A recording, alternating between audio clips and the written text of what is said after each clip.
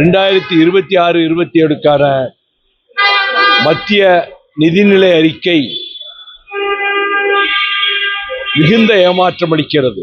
5 மாநில சட்டமன்றங்களில் தேர்தல் வருவதால் அந்த மாநிலங்களுக்கு அதிக ஒதுக்கீடுகள் செய்யப்படும் என்றெல்லாம் எதிர்பார்த்து போய் இருந்ததெல்லாம் ஏமாற்றத்திலே போய் முடிந்திருக்கிறது.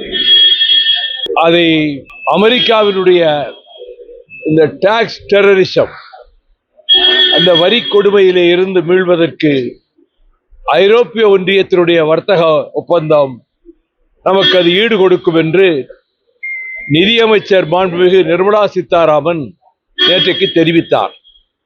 ஆனால் ஐரோப்பிய ஒன்றியத்தினுடைய வர்த்தக ஒப்பந்தம் 23 நாடுகளினுடைய ஒப்புதலை பெற்று 2027 ஏப்ரலுக்கு பின்னர் தான் நடைமுறைக்கு வரும். இந்த ஓராண்டு காலத்திற்கு அப்படியானால் எந்த விதத்திலே மத்திய அரசு சமாளிக்கப் போகிறது என்பதற்கு எந்த விதமான தீர்வும் சொல்லப்படவில்லை.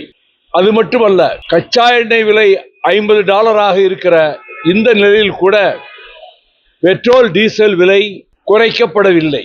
அது மட்டுமல்ல, 11.7 லட்சம் கடன் நாங்கள் வாங்க போகிறோம் என்று சொல்லியிருக்கிற நிலையில் 7% வளர்ச்சியை நாங்கள் நெருங்கி விடுவோம் என்று சொல்வது ஏற்கத்தக்கதாக இல்லை.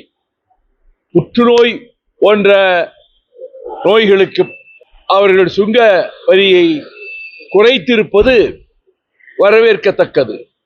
ஆனால் மொத்தத்தில் மெட்ரோ திட்டங்கள், கோவை மதுரை இந்த மெட்ரோ திட்டங்களுக்கு அறிவிப்பும் இல்லை.